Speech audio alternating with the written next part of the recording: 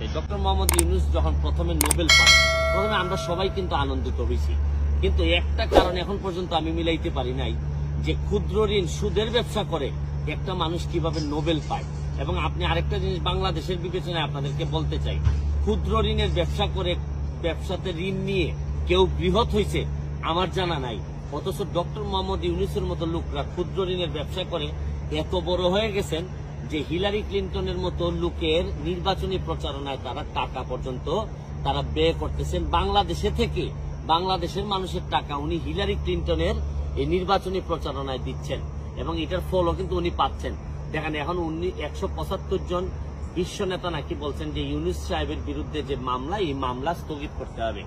আমার জীবনে আমি কোনোদিন দেখি নাই যে অন্য দেশের একটা আইনি ব্যবস্থায় কোনো মামলা হইলে এটা স্থগিতের কোনো আবেদন জানানো যায়।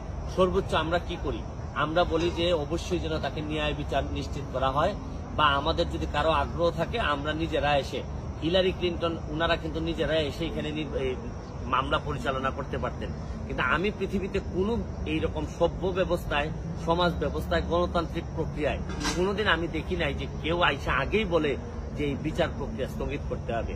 শুনেন, আমি একটা জিনিস আপনাদেরকে বলি, এই দুঃসময়ে এখন যে সময়টা ক্রাইসিস মোমেন্ট, এই সময় আওয়ামী লীগের মধ্যেই আমি আওয়ামী লীগের যারা আছেন সবাইকে দাবি করব যে যার খুলস থেকে বেরোয় আসেন।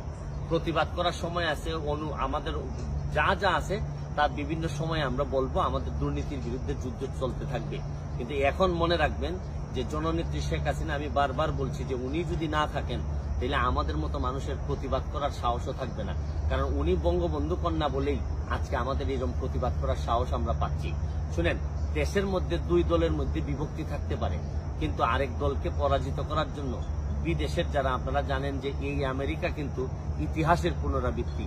71 সালের যুদ্ধের সময় আমেরিকা আমাদের বিরোধিতা করছে, এখন যখন বাংলাদেশ যখন অন্য লেভেলে চলে যাচ্ছে উন্নয়নের দিক থেকে, তখনও কিন্তু আমেরিকা আমাদের বিরোধিতা করতেছে।